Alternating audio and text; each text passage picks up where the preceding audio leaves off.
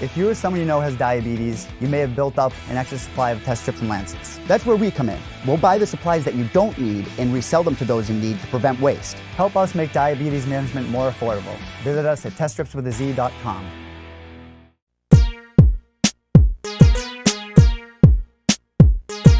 All right, we have Brendan Allen on the program. He was originally scheduled to make his UFC debut against Eric Spicely in 2 weeks at UFC Boston. Spicely had to withdraw from the bout, and now he will face Kevin Holland at the TD Garden on Friday night, October 18th. It's good to have Brendan Allen here on the show for the very first time. How are you, man? I'm good, man. Thank you for having me. I appreciate it. Absolutely. I appreciate you being here on the show. First things first, when did you find out that Eric Spicely was going to be out of the fight? I found out about Spicely last Thursday, around this time last Thursday.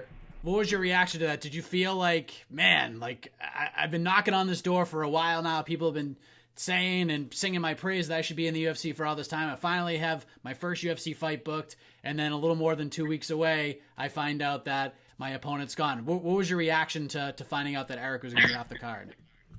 Well, they had already told me that. So basically, they told me all at one time, Eric's off the card. Here's your replacements. Take a look, pick one, and go with that. And so I was fine with that. Then the one they gave me, it fell off. He couldn't make it.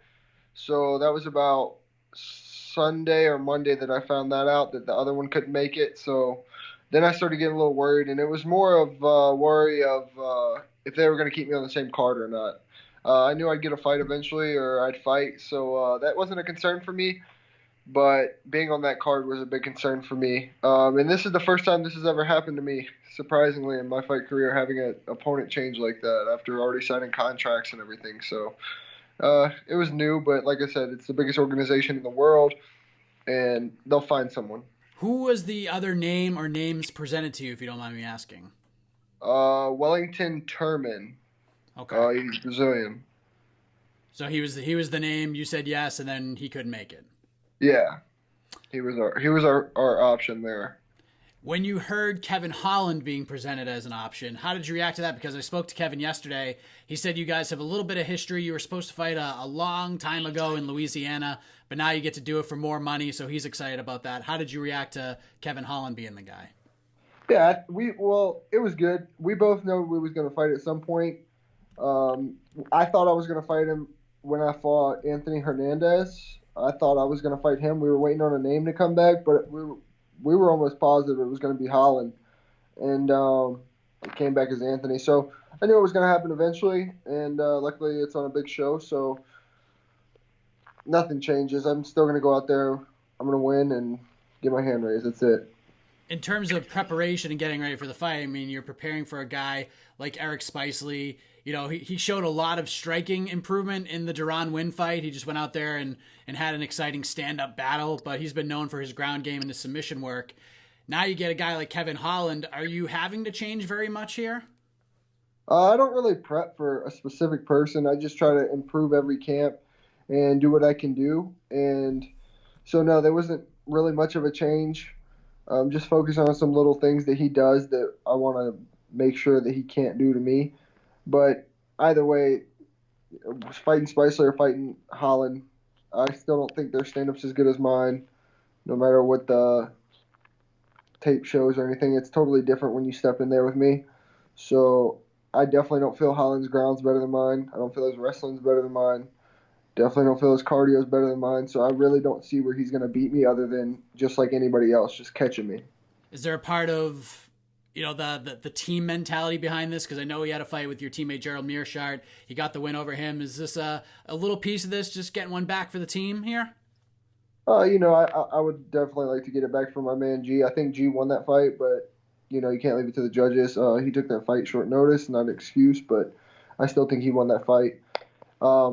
Yeah, I definitely want to get it back for my man G, but he's doing the same for me. He got one back for Trevin, and hopefully he'll get one back for Eric, but we're grown men. We want to do it for ourselves. He wants to do it for himself, and I want to do it for myself, but, you know, it is what it is. Hopefully I'll get those fights back, and hopefully he'll get the fights that he wants back. Is there one fight between Eric or Kevin that you prefer over the other? Not in terms of like who's the tougher guy or who's the easier fight, because there are no easy fights in the UFC. So I don't mean it like that. Everybody's tough in the UFC. But does Kevin get you a little more jacked up than Eric, or did Eric get you more jacked up than Kevin, or vice versa, or all the same thing? To be honest, it's all the same thing to me. I'm just blessed and happy to have a fight and go show my talents and finally be in the big show. But it's just a start. It doesn't, just because I'm in the UFC doesn't mean anything. I'm not making a whole lot of money. I'm not, a superstar. I'm not anything like that. I'm still just a normal guy, and I'm just going to fight. You made your amateur debut a little over 4 years ago, and in this sport, that is not a very long time. Now you're in the UFC, you're getting ready to make your Octagon debut in 2 weeks. Have these last 4 years just been a blur for you, or have you been able to enjoy this a little bit, smell the rose a little bit? Because you've been so active, it feels like, looking back at your record, that you've been pretty much in fight camp for the last 4 years. Well, I made my amateur debut at 17. So what is that? I'm almost 24, so almost 7 years ago. So I feel like I should have been where I'm at sooner. I had a couple laps, with my losses and just how I performed and things like that. But, everything happens for a reason. I'm just happy to be here, and I'm definitely in a really good place right now. I think I've finally hit my stride with, with camp, with my body, with everything. So I feel good. I'm good with where I'm at. I'm content. I can't change anything that's happened in the past. All I can focus on is what I'm doing now. There's certainly a lot, and there always is a lot going on at Rufus Sport. There's always people and guys getting ready for fights. It's a pretty common thing for your team to have multiple people getting ready for big fights at the same time. Who are some of the guys you've been working with specifically to get you ready for this fight? I've been working with Joe Bishart a lot. Been working with Jordan Newman, who fights tonight, matter of fact, on Bellator. Mike Biggie Rhodes. I've worked with JP St. Louis a good bit. James Boknovic I've worked with. Let's see. I rode with Emmanuel Sanchez yesterday at pro practice.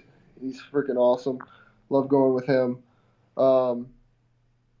Everyone there. I'm probably missing a good bit of names, and that's all the ones I can think of off the very top of my head that I go with just every single day. But I go with everybody on the team at some point. Whether we're messing around rolling or, it doesn't matter.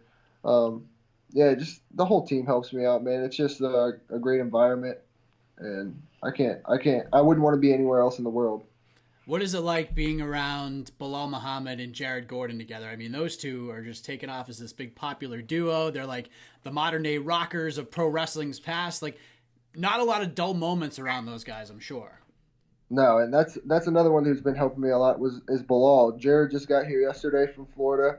Matter of fact, we just got back from strength and conditioning a little while ago. And man, they're funny, man. They're characters. You don't really put anything past them, and you never know what you're gonna hear. They're awesome together. They're both good dudes. I like being around them a lot. Is there a crazy story you've seen that you would tell people when it comes to those guys being in the gym or being outside of it? Is there any like legendary Bilal Jared Gordon story that you can tell? No, man, I can't really think of them because you never know what you're gonna get from them. So you don't really. There's nothing that really stands out from them, like one particular thing. It's just everything from them two is something crazy. So you just take each one as it comes, and it's not like you get one here and there. It's every day, and you're gonna get multiple times. So there's always something from them, and it's hilarious. So they keep everybody on their toes, and it's a good change to the aura in the room. How do you see this all playing out in Boston in 2 weeks? It's a city of champions. There's gonna be title banners in the rafters all over the place. It's going to be quite a scene for your UFC debut. How do you see this fight with Kevin Holland going down in a couple weeks? Honestly, I think he's going to be like everyone else. He's going to sit there and he's going to talk to me. I'm going to talk back to him. And when I hit him, I don't think he's going to like it. And he's definitely not going to stay there. If he stays there, I'm going to put him to sleep. If not, then we'll play that cards out and I'll chase him around there. And I think eventually we'll end up going to the ground with him trying to hold me against the cage or something like that, and I'll beat him up there. Either way, I'm going to beat him up, and he's going to have some lumps or some cuts, and I might too, but I definitely see my hand getting raised at the end of the night, and I plan to put him away before the final bell rings. If all goes well here, is Spicely still a guy that's you'd like to face that fight intrigue you at all, or do you feel like a win over Kevin Holland sort of moves you up the ladder a little bit more, or do you just not even care if he just happens to be the name on the contract? Let's do it. Doesn't matter. Yeah, I'll fight anybody, man. It doesn't matter. Like you said, there's all tough fights in the UFC. Honestly, though, if I beat Holland, then I want my losses back, at least one of them, hopefully. I really like all the guys personally. I'll always say that. I'll always respect them. But I want to fight Anthony Hernandez next, hopefully in January or February. That's what I'm looking at. And if not him, maybe Trevin, and if not him, maybe Eric. So those are what I'm really looking at. Those are what I'm really wanting. And that was one of the reasons I was glad that two of those guys couldn't take the fight against me for Boston. I want them to have full camps. I want them to be fully prepared. I want to fight them at their best. I don't want anything other than that. I want to ask you about this real quick because you are in the middleweight division, and this crazy video went viral yesterday. It spread like wildfire. It still is, because I was just on Twitter before I got on with you, with Michael Bisping and his eye and all of that craziness. I mean, this guy has always had the reputation of being as tough as they come, fighting anybody at any time. But now we see this video, and we get a little more context of who he really is. I mean, it's just crazy. I'm sure you saw the video. What was your reaction to it? I didn't know if it was real or not. I'm not going to lie about it. I didn't know if it was real. I didn't know if someone edited it or whatever. So crazy. Yeah, it was wild. I couldn't believe it. And then I want to know when it happened. When do you get a prosthetic eye? Yeah, we need to dive into this a little bit more. I don't know if we talked about it more on the podcast, but I just, that video is just so crazy. I can't get out of my head now. Yeah, I want answers. Brendan Allen wants answers. I want answers too. Come on, Michael Bisping, hook us up. Brendan Allen makes his UFC debut in 2 weeks. Maybe Bisping will be there. You can talk to him about it. Yeah, we're definitely going to talk it out. Oh, yeah, I would love to be there for that as well. It's UFC Boston's a rare Friday night card as well. I'll be there covering that event. I'm very excited as Brendan Allen takes on Kevin Holland. Thank you for the time, man. I appreciate it very much. Before we let you go, let the folks know where they can find and follow you on this journey via social media. Any shout-outs, anything else you want to get off your chest, the floor is yours. Awesome, man. First off, thanks for having me. I appreciate it. Follow me on Twitter at Brendan Allen MMA, Instagram B_Allen185, and then Facebook is just Brendan Allen or Brendan Allen. I like thank my sponsors that I've been having, K-Ray Construction, B&A Builders, Cajun K9, Turp House, and I've probably got a couple more that I'm missing, but I can't thank everyone enough, and I really appreciate all the support, and I can't wait to go out there and put on a show for everybody. Thank you, Brendan. All the best to you. We'll see you in a couple weeks in Boston. Awesome, man. Thank you very much.